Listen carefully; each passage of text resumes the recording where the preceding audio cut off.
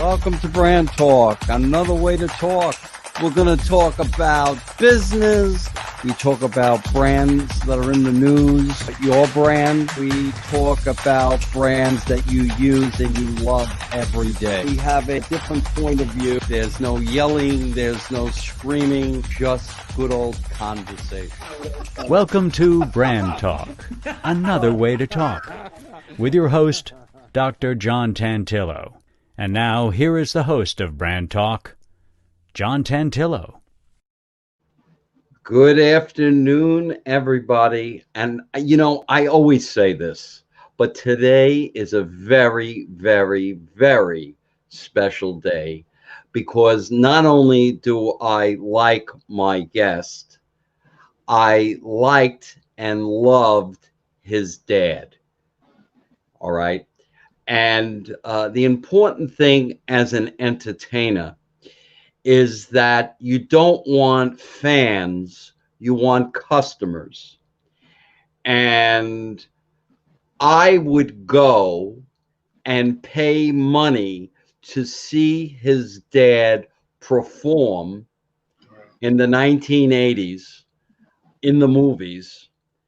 And I'm talking about his father, Richard Pryor, and who do we have today but Richard Pryor Jr. And before we put him on, I just would like to read a very quick bio and say that he is a singer, an author, directed, and gifted actor, and my friend, and a wonderful person, if I may ask.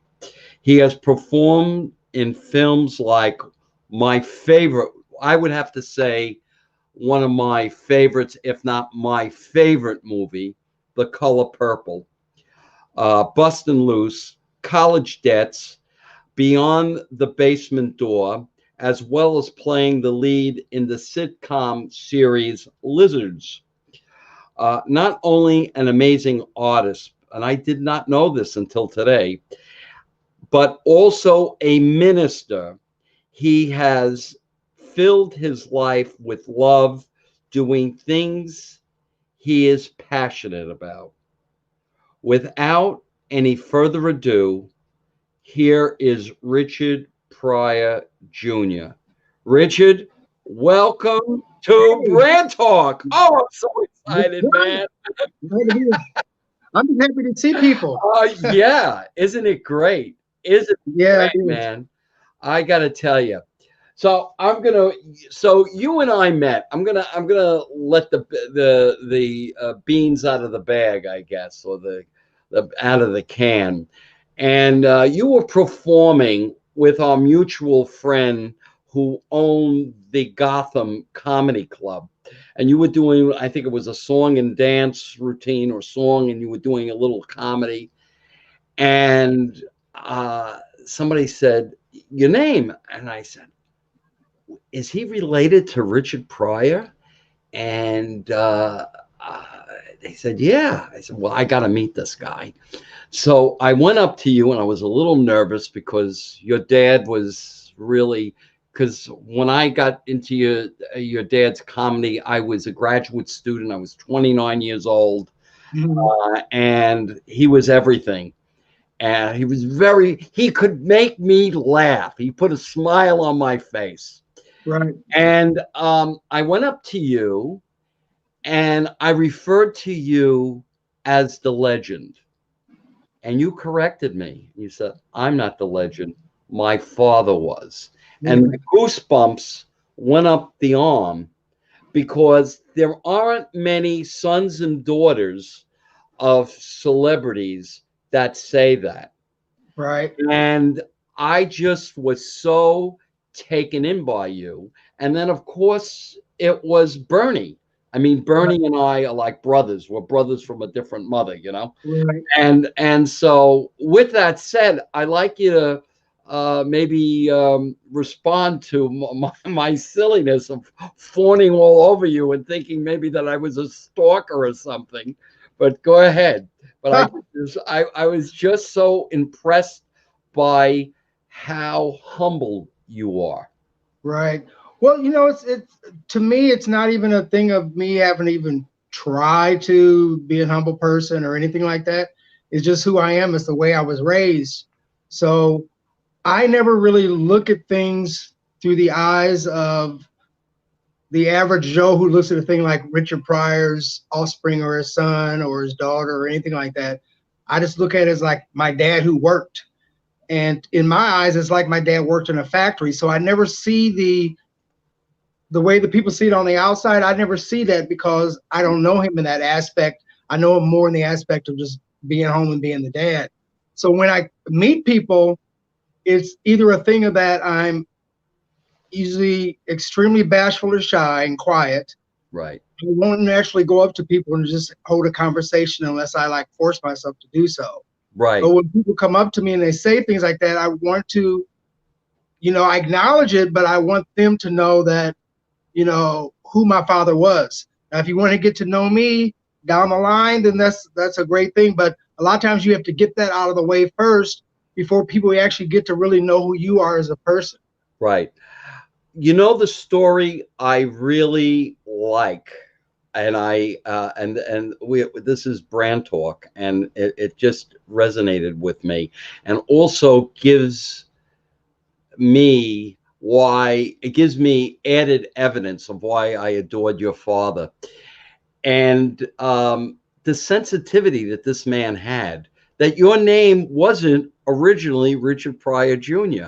He changed your name, and I'd like you to talk a little bit about that. Yeah, well, when I was born, I was I believe it was 2 pounds 3 ounces. My mother carried me for 6 months, and when I was born, so I had to stay in the hospital for a long period of time until I reached, I believe, 5 pounds at that time. So while I was in the hospital, when I was born, I was named Rodney Clay Pryor, and I was actually named after a cousin of mine, my mother's first cousin. So when my mother was discharged, she went home one day. She decided to go, to visit me as she normally did. And she, went to the nursing station and asked, the progress on her son, Rodney Clay Pryor.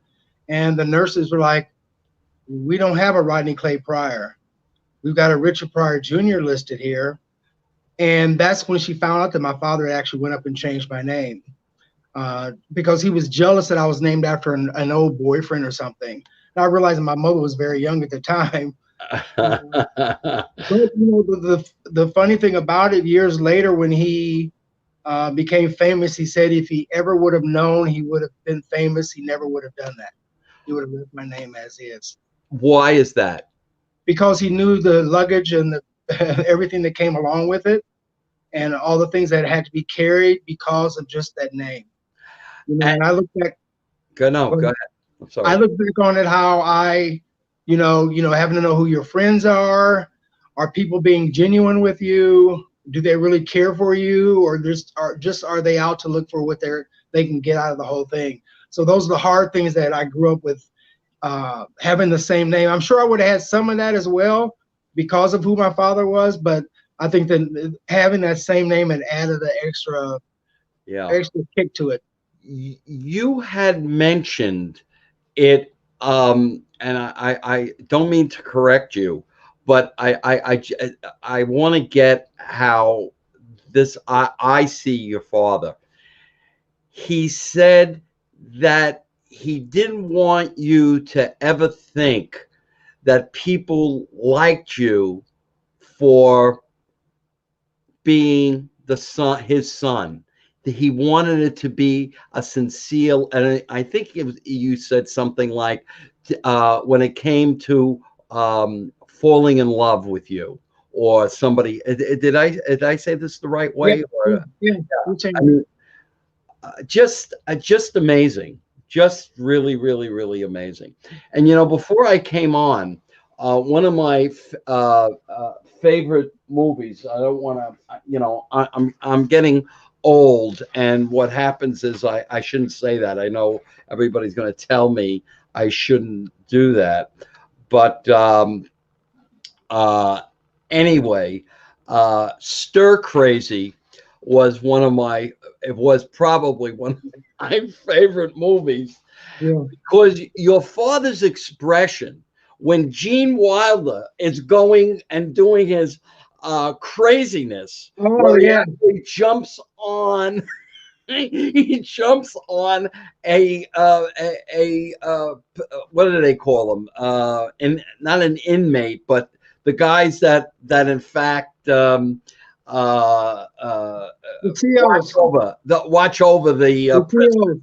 The correctional officers. The correction officers, yes, the correctional. He jumps on him, and your father's going, "No, no, he's the calm one."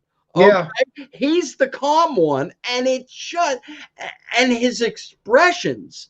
He didn't even have to say it. It was brilliant, and Yeah. I was laughing, and I remember laughing 30 years ago when I saw it. Right. Yeah. Now, did Yeah. you ever get to meet Gene Wilder, and how Yeah. was he to you? I met him one time. I mean, he was okay. He was kind of quiet, you know. And when you're younger as well, you don't appreciate meeting people like you do as an adult. You know, Right. you kind of take it for granted because you knew it was just work, and you know, Right. Dad's just working, and this is who he's working with.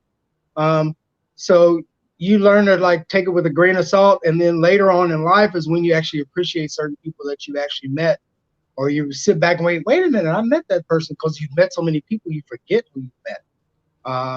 That's another thing that with this business and running into people that are in this business, you forget a lot of times. You know, when people remember who you are, you're kind of taken aback, you know, of how people remember certain things and why they remember certain things and the impacts you may have in their lives. It's just mind-boggling to me. Yeah. Yeah. Yeah. Are there were Do you have any memories of coming in contact with other of your dad's friends that were notable celebrities that you really thought were cool, or were there anybody that you really wanted to have met that you didn't meet, or anything Well, like that? Yeah. yeah, I met I met Billy D. Williams, which was Oh my God! to me to me in the 70s, and me being as young as I was, meeting him, that was the only time I was ever starstruck that I can remember. That I'm like, I couldn't even speak. My dad said, "This is my friend Bill," and he reached out his hand, and all I could do was just look at his hand and then look at him, because I'm like, oh my God, in my head, I'm like, oh my God, this is Billy D. Williams, and I'm really young, you know, young teen at the time, or maybe not even a teen yet. So I was really excited about that. But I think the most famous person that I met, who I knew of, but I didn't really appreciate meeting him as much, was George Burns. I think that was the top for me, you know, and just being able to, you know, my father just walking up to him and having a conversation with him was just mind blowing to me. You know, with Dad, no, that's George Burns, that's George, you know. I know what you yeah. It was funny. I said to Gracie, what did you put the ice cube? What did you put hot water, boiling water, in the refrigerator? And she said to me, "Well, George, the next time I want ice cubes, I'll be able to go in the refrigerator to get it." I blew that line, but anyway, Yeah, I just loved George Burns. he was great. He was great, and also like Johnny Carson, been able to meet Johnny Carson. Oh, how was he to you? Because he wasn't big with kids.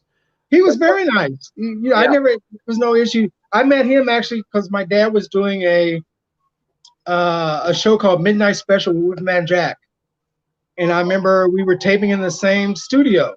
Wow. You know, on the same lot and everything, and I remember us stopping in there and everything in between taping that they were doing for the Johnny Carson show. Yeah. And then us going on to the Wolfman Jack show, the Midnight Special. Just there shooting in the same place. So yeah, just great memories and great moments in my life that I'll cherish forever. Well, another one of my favorite movies that your dad was not in, but almost was in, I hear, is Blazing Saddles. Yeah. And Mel Brooks wanted your dad, but the studio said, no way, Jose, we want to get this movie finished. And Cleavon Little did a great job. I mean, really, it really probably made his career and was great. But there was nobody like your dad. And I think that movie would have been even great if he, because of his expressions. It was like his eyes, the way his eye, and it was just, I'm getting goosebumps. I'm go ahead. Talk a little bit about, I mean, you were a kid then. Well, I was a kid. One thing I think, though, I look back when people, bring up the Blazing Saddles and my father playing, not getting the part and playing it. I look at it, though, from a perspective of, well, wonder where my father's career would have been now if he had have done it. Would it have gone a different direction to where he wouldn't have done all the stand-up comedy? You know what I mean? Be more focused on this. So I look at it, it was a moment that was supposed to happen the way it actually happened. He contributed to the film the way he should have contributed to the film as far as one of the writers. So I think that aspect, I think it was a good thing that he didn't get the role. I know he wasn't happy about it, but when you look back on things, you say things happen for a reason. I believe that happened for a reason. Wow. Great insight. Yeah, that's a great. Now I don't want to step on this. He was a writer on that. I did not know that. Oh yeah. Oh man. He wrote the, I think it's the dialogue for, what was the big guy's, Mongo, or what was Mongo. He wrote the lines for Mongo. Oh, one of my favorites was the tall fellow, Larry. What was his name? The guy. Yes, Gorman, right? Harvey Korman. Yeah. What he always made me crazy. And laughed. Him and Madeline Kahn. Oh yeah. Oh my God. That incredible. It was just well, I'm a big Mel Brooks fan, and my interaction was with Mel Brooks was I was out in the Hamptons. I don't know if I ever told this story, but I'm out in the Hamptons and I see Mel Brooks and he's with his posse. And we're at, I don't remember the name of the restaurant, but it's still there, but the name has changed to protect the innocent. So he's there, and I'm with a priest friend of mine. And I say to the waiter, could you please buy a round of drinks for Mr. Brooks and his company? And he goes over. The waiter goes over to Mel Brooks, and Mel Brooks nods his head, gets up, and says to me, to the whole restaurant, we're Jews, we don't drink in the afternoon, thank you very much, but we're not drinking. But thank you. I went hysterical. And this is what I mean, I get stories like this all the time with celebrities. Maybe it's the way I dress, but I guess I'm the straight man or not so straight man that he did this, but I'll never forget it. And it just made my day. It was just perfect. If I see him someday, I have to ask him if he remembers that. But anyway, that's a great story. Isn't it a funny story? So yeah. I love Mel Brooks. I take it you met him. No, I've never met Mel Brooks. Really? Never met him. I have a friend who talks to him on a regular basis all the time, and she's trying to connect us together because he liked my dad a lot. So. Oh, sure. I'm telling you. Well, we're talking to Richard Pryor Jr., and this is BrandTalkk, another way to talk. And I'm having a ball. I hope our listeners are experiencing this as well. Richard has a great book, and I'm now reading it. It's called In a Prior Life. There we go. And you know what I like to do? I guess it's the teacher in me or the professor in me. I like to read what people dedicate the book to, and another layer to this wonderful friend of mine, Richard Pryor Jr. And here he goes. I dedicate this book to my mom, Patricia Price, for without you, I would not be here. Mom, you were my rock and my heart. You instilled in me all the beauty life offers. You're going to make me cry for something. I've been crying these last 2 days, but go ahead. Talk a little bit about your mom, if you would. My mother, in my eyes, my mother could do no wrong.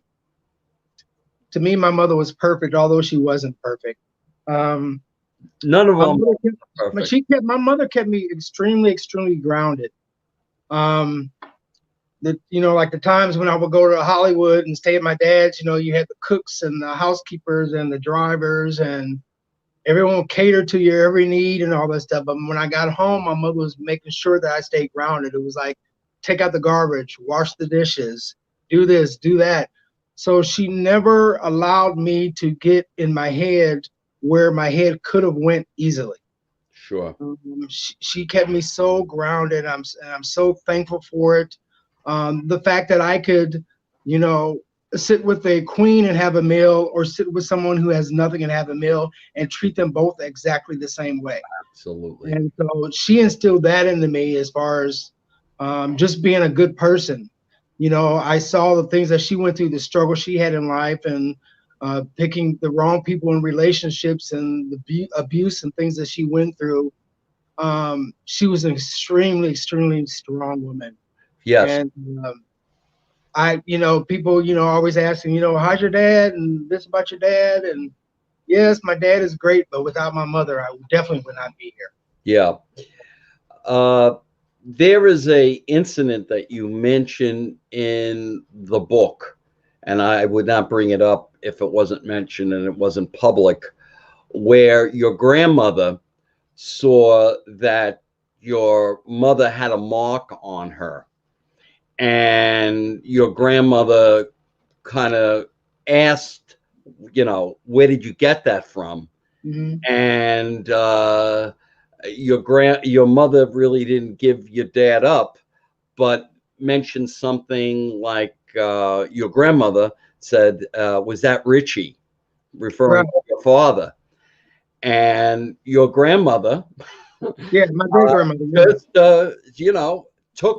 said, get that frying pan, and really taught her how to use it.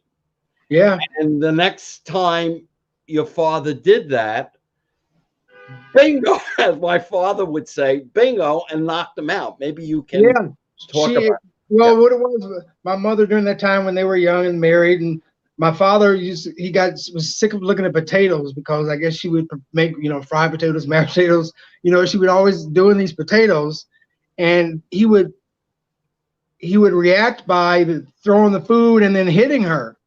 Right. And then my great-grandmother, my great-grandmother Marie, on my dad's side, told my mother, the next time he does anything like this, you see that skillet right there? Right. Take that cast iron skillet and hit him with it, and he'll leave you alone. And so it came around, she did something with potatoes again, and he went off and he hit her. She picked up the skillet, hit him, knocked him out, and he actually fell across my great-grandmother's feet. And she looked down and just scooted her feet back, kind of like, that's what you get and that's what you deserve. Yeah. Yeah.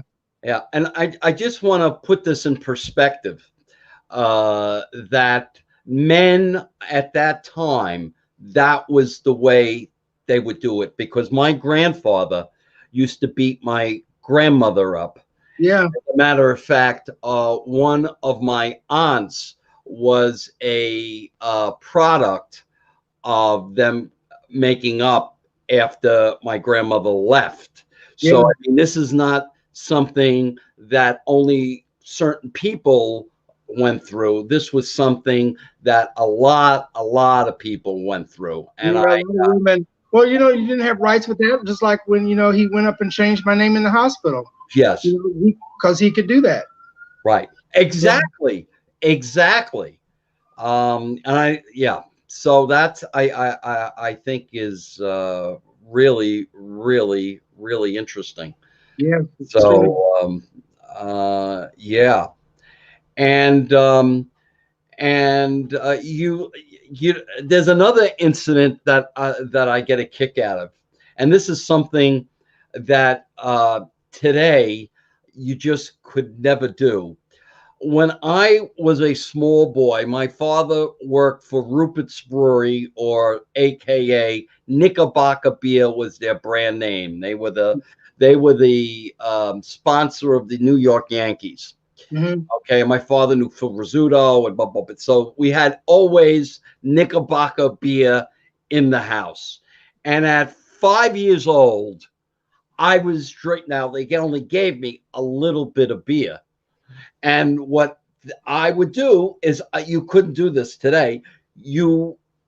I would drink beer a little bit. I would maybe it was 2 or 3 ounces.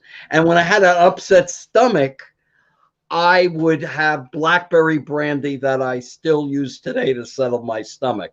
But you relate in the book that you remember the first time getting drunk. Yeah. And it's weird. I remember that because I was so young. I think I was actually still drinking out of a bottle. And I remember at my uncle's, I think it was my uncle's friend's house. We were somewhere at someone's house, and I remember they were putting liquor, you know, giving me liquor to drink.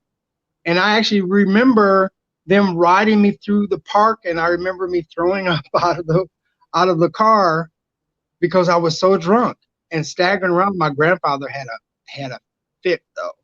Right. My mother's father had a fit though about, you know, him getting me drunk. And started young. I to be honest, I wasn't drunk, but they would feed me the libation, if you know what I mean. Yeah. So now I mean, to talk about diversity and how, and this show is about brands. I mean, you studied to be a minister. What was that like? Why did you do that? Well, I think I think in life we go through different periods in our life and different things in our life, and trying different things, and trying to be different, trying to be a better person. And I think that during that time period when I was in my late 20s, prior to me getting married, I was going through a lot of struggling things. I was, you know, didn't know who I was as a person. You know, I'm trying to fit in, anger issues, all these things are coming at you. The outlet I had was I love gospel music. Wow. So I went to a concert in my hometown of Peoria, Illinois, went to the concert, enjoyed it, talked to this lady outside of it. Her name was Darlene. And we talked, and she invited me to her church, and I went and never left. Wow. And it was just the thing that was needed at that time in my life for me, I think, to gather some direction and like to know how to go from point A to point B, and to get toxic things out of my life. And so me going in the church, and then I ended up, you know, after like a year or two, I, you know, started going to ministers' meetings, and, you know, had all my books and learning how to, you know, to do and how to preach, and, you know, going through tests and all those things in order to be licensed, and became licensed. You know, got married, and all those things happened because of me taking that one step. That's why I believe that anything that you do, there's a reaction out of it. Something's going to happen out of it. And if I hadn't have done that, I wouldn't be where I am right now as far as talking about this. I wouldn't have a book right now being able to talk about it. I wouldn't have my son and gone through the thing of marriage and have my grandchildren now if I hadn't have done what I've done. during that time. Yeah. Yeah. So, what role do you think God plays in our lives? Well, for me, because I can only speak for me, an awful lot. Um, you know, I look at, you know, people that go through struggles and things that don't have any type of relationship, period, like that with anything that they think is a higher power but themselves. I hear people that when they're going through pain and sorrow and things, they call out to him, you know. Sure. So my thing is, you know, I'm not going to infringe what I believe onto someone. I'm going to believe what I believe, and being able to respect that, and for them to actually respect that either. And I mean, respect what they go through and what they don't believe. Yeah. But if you ever are not sure of something, I would rather be wise on the thing of thinking it's real and thinking it is versus not thinking and then being wrong. Yeah. One of the things that really gets my goat is when people judge other people, especially when it comes to religion, you know, and it just bothers me. And I had a situation, and I had to unfriend them because I have this thing for Joel Osteen, and Joel Osteen can be criticized for maybe being a little too capitalistic and maybe using some of that, Right. and they were criticizing Joel Osteen after I put up how much he did for me. For And you. what happened, and he calms me down, okay? And I met him, and he was everything that you wanted him to be. Right. And I had mentioned this to a friend who was helped by Joel Osteen. And these geniuses were attacking Joel Osteen for not doing this or not doing that. And I thought that that was very selfish on their part. It is. And because keep your, you know, censor. Don't, you know, and I'm a psychologist by training, and what I've learned, it's better to say nothing than the wrong thing. And I thought that that was a wrong thing.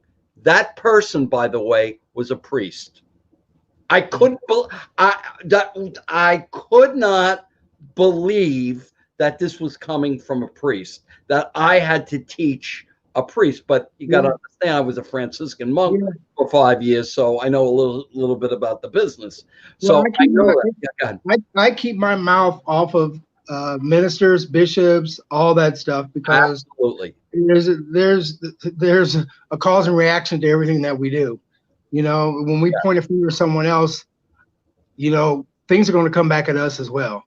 So sometimes it's best, as you said, err on the side of caution. Don't say nothing versus saying something, and you reaping the benefits, or not the benefits, or reaping what you sow. Right. You're reaping that. So keep your mouth shut sometimes and just sit back and don't say anything. Well, you know, the doctors have it right. Do no wrong, or you know, or you know, do no harm.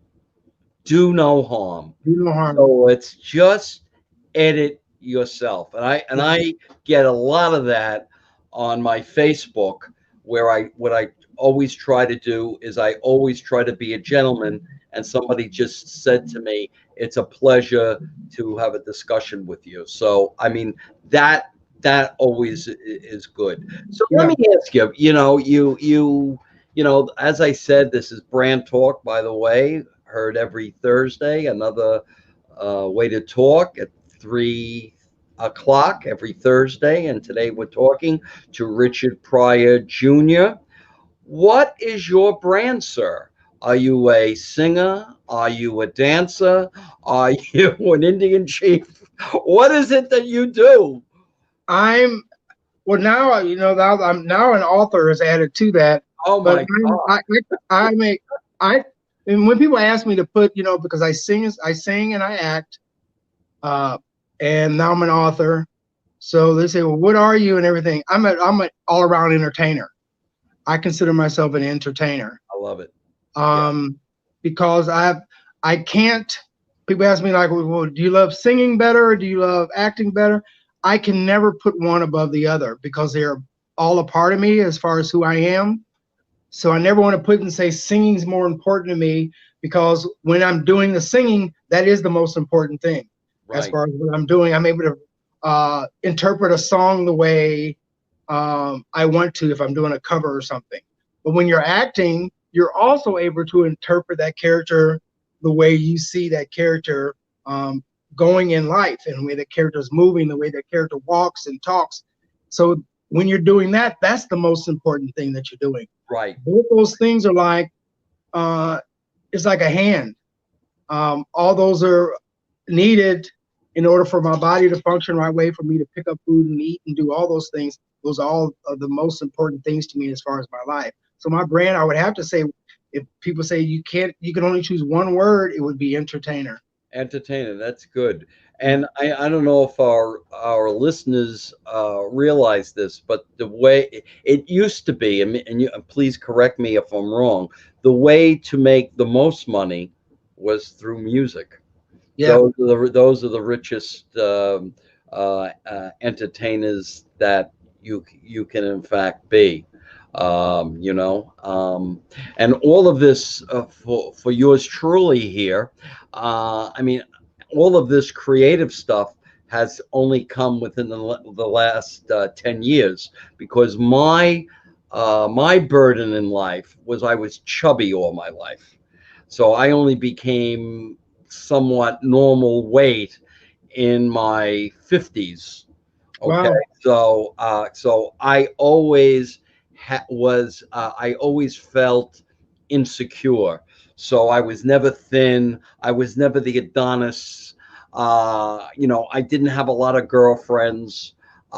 Everything was very tentative. I didn't, you know, and add to that, my parents, you know, my mother was the kind of person that really wasn't going to give you the reinforcement that you need. You're right. All right. You know, she was going to say, oh, who are you, Mr. Big Shot? You know, who are you? You know, and I remember I was 5 years old. I wanted to take piano lessons. Well, she wouldn't have it. Wow. Because I could you believe it? 5 years old.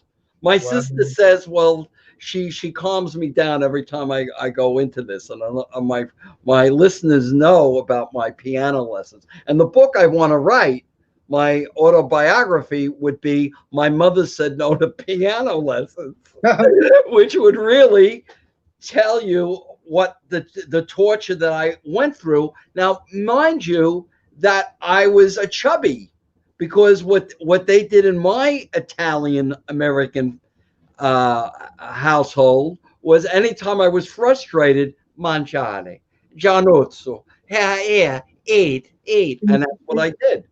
Yeah. I would eat, okay, and masculinity was how many pounds of macaroni you could eat. And my grandfather used to say, Mary, that was my grandmother's name. Mary, how many pounds did you put in there? You know? You know, and if it was any less than 2 pounds, then it was not a good day at the Tita household. Wow. So, and they too, his thing wasn't potatoes. His thing were meatballs. He was going to throw meatballs at my grandmother, you know, for, you know, he was getting sick of meatballs. So, so what made you come up with writing a book? I mean, you know, I had a little bit, I was a little reticent about bringing up some of these things in your life. And here you are mentioning them in a book. What made you decide? I know Bernie helped you. Yeah. But go ahead. Well, what it was, years ago, I think it was the early 90s, I had attempted to start writing, and then I stopped. And then I didn't do it at all. Then I went through, you know, lost my mother in 2003 and my father in 2005. when I moved to New York in 2006. Between 2006 and 2007, I said, let me start this again. And I started again. And I was like, oh, I just can't do this. I just, it's too much work about it. I don't want to deal with it, want to do it. Right. A year later, I tried to work with somebody through the Friars Club, a member who's a writer, tried to work with him. And the stuff that he would write, now you've been reading the book, so you know I don't hold anything back, but he was trying to expound on certain things and make things up grander than what they were. Got it. And really making my dad look really horrible, just to sell books. And so I said, no, I'm not going to do that. So I think it was like 2 years after that, I said, I really want to write this book. And when I first started wanting to write the book, it was about what it's like being a child of a celebrity.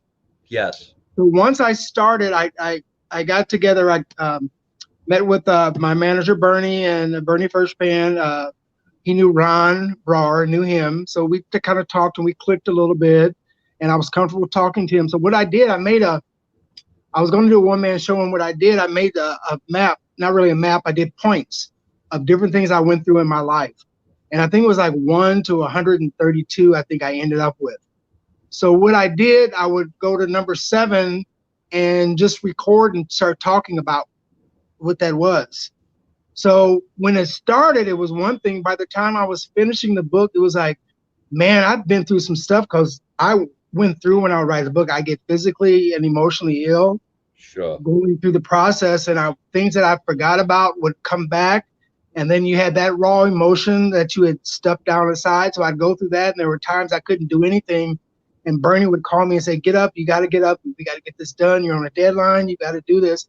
So they constantly pushed me. But what I noticed, that as I went through the certain points, I noticed my idea of the book was changing. It was more about, what if somebody else is going through some things that I've went through? I love it.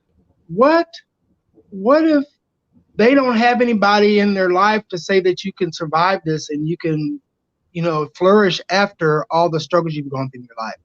That's when it changed, and the book became something bigger than what I imagined it would be. It was about helping somebody, about showing people my darkness, and then how I was able to come out of that darkness my way. You may have your own way, but you don't have to stay in the darkness. You don't have to look and worry about there's no light in front of you. There's light, there's going to be light there. You just got to keep going and trust the process that you go through in order to get there.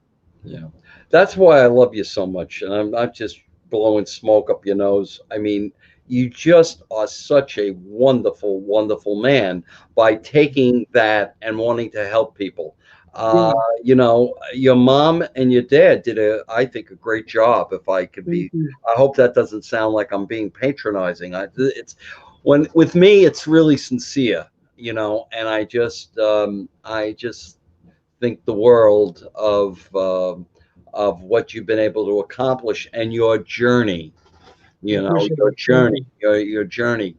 So what is it about your dad that you think the public has gotten wrong about him?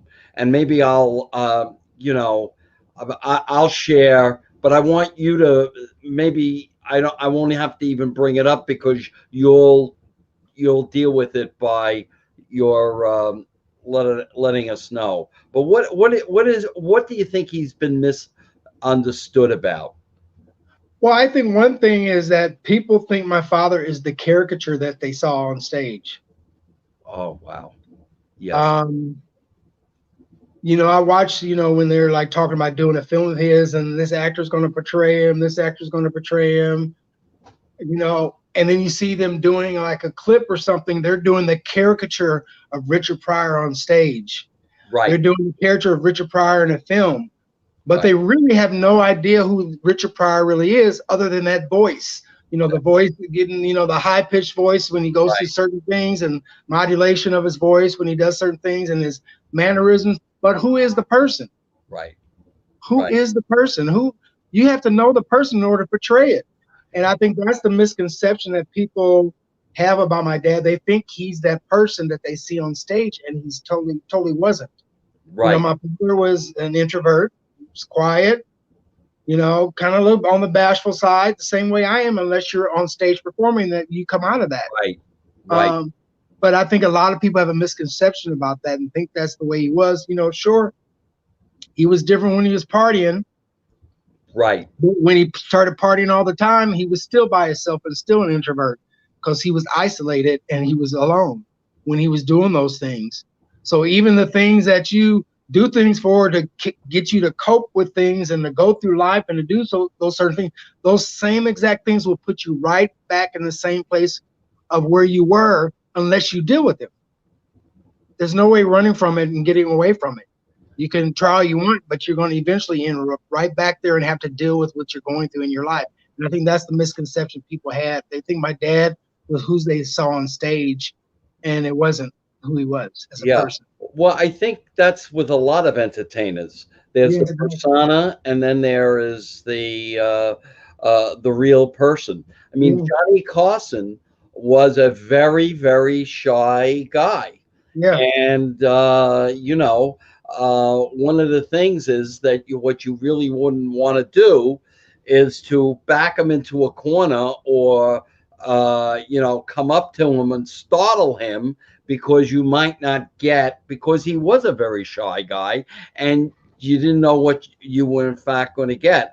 Another story I have is that Johnny Carson, who I had so many dreams, because I would go, I went to the show a number of times.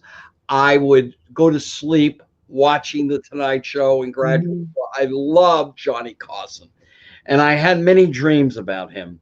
And he was on Long Island in his yacht. And what I was going to do is I was going to get a bottle of Dom Perignon champagne, and I was going to give it to him. And a girlfriend of mine, her name is Alice Fennell, said, "Don't do that." He was dying at the time. Don't do that. He was on Long Island, and I didn't do it. And I don't know whether or not I should have done it or should have done it or whatever. But you're bringing up what you hit with me is your dad's shyness and how that would have in fact worked. So I thank you for that, for making me realize that. When was the last time you saw your dad, and what was the conversation? What was your last conversation with your dad? My last conversation was January of 2005. He passed the following December in 2005. It was a very emotional meeting with him because my sister, one of my sisters, Elizabeth, gave me her visit for the month to be able to see my dad.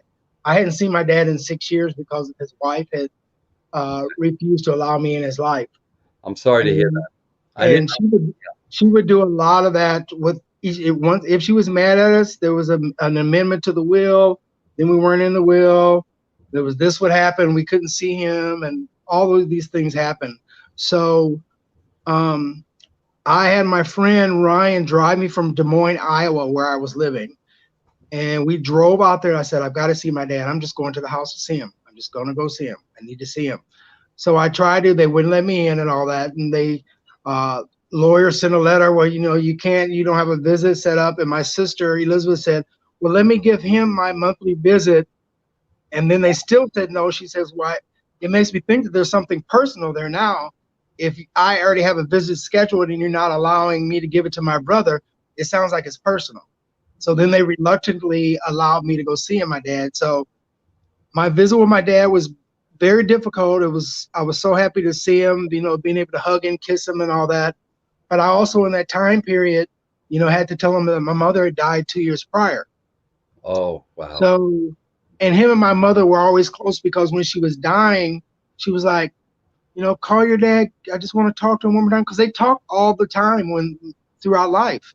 They were never not friends after, they separated and divorced and all that. But they would never allow it. So having to tell my father that my mother had died was extremely difficult. Oh, man. But seeing him no longer the person that he was, not being able to speak and not being able to write, the kidneys were his kidneys were affecting his body size. He was getting larger. All those things that were very difficult and took away time where it could have been a time of just reflecting and just talking and holding his hand. Yes. That was there, but it was also the thing of, my God, look at my dad, and those are things that were extremely difficult to have to go through. And when I walked out the door, I knew it would be the last time that I would see him alive. Wow. I knew it. Wow.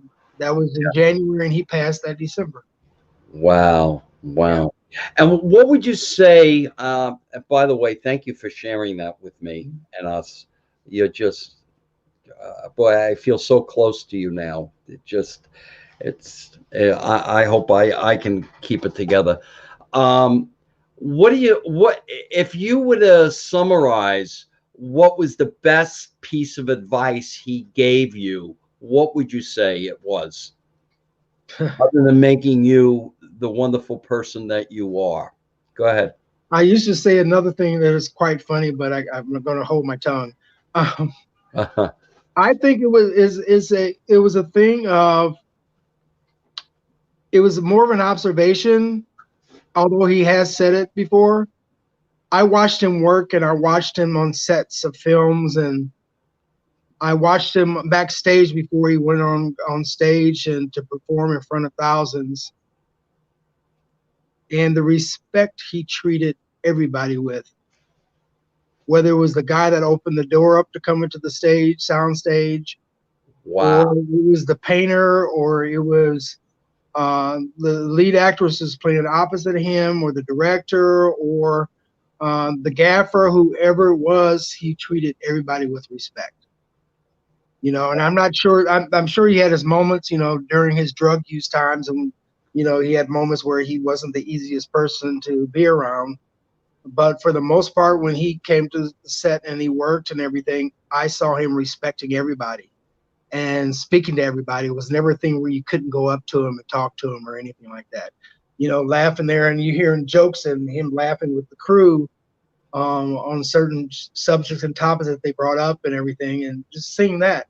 I think those are the things that I walked away with, knowing that just because you're in a position of wealth because of whatever, whether or not you inherited it, or if it was a thing where you did the right things in order to get to where you're at as far as your career and acting and performing, you don't have to belittle anybody. You don't have to treat anybody less than you. Right. Everybody's the same, and I got that from him, and I totally understood it. And it's communicated because, like I said, you're just a really an outstanding person, and I'm very proud to call you a friend. Thank you so much. I hope you see me that way as well, but I certainly see you that way. Of course. And we do have to get to the dinners. And there was a time that he brought you on the road with him, right? Yeah, and on the summers and vacations and stuff, I used to go to California from Illinois and spend those times with him. A lot of times he was on the road touring. So, I had my own hotel room, and I got to order what I wanted to on room service. And then I would go when he's performing at night. Most of the times I went with him, and I would, sit backstage and watch him from the side, performing. And then one day he actually asked me, "Would you like to introduce me on stage?" And I'm like, "What?" God, that's great. And he told me what to say, and the lights came up, and I walked out to the center stage and the microphone, and I was like, "Ladies and gentlemen, my father, Richard Pryor." And the crowd just went crazy. And absolutely. I think that's when I understood that my father was a star. Yeah. I realized it was something different. It wasn't just dad. That look, all these people are there and listening to him talk. So who listens to somebody just talk? You know what I mean? And that's what I think. That's what it clicked to me. Oh my God, my dad's a star. He's not just. He's like the Billy D. Williams that I met and was acting all bashful. That he's the same thing as him. Right. And I understood it during that time. Yeah. But to have that memory, because of the things that myself and my siblings went through with his wife, I think to have certain things in our life and things that we've gone through that she can never take away from us. Right. We can take away monetary things and tangible things and all that, but things that we have in our heart and our spirit and our soul with our Father, she can never tap into and touch, take away. Yeah.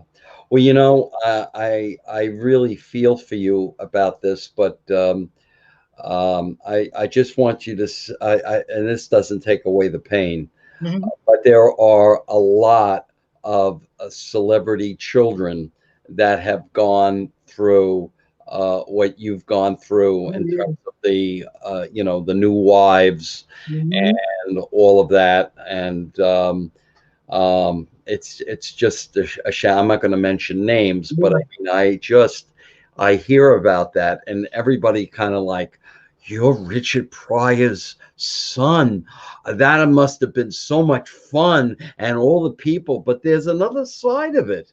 Yeah, there's a very sensitive side, and I see that. And I'm sorry if and I know I shouldn't apologize, but I should apologize because I didn't want to make you feel uncomfortable as much as what I wanted to do is get people to buy your wonderful book. Okay.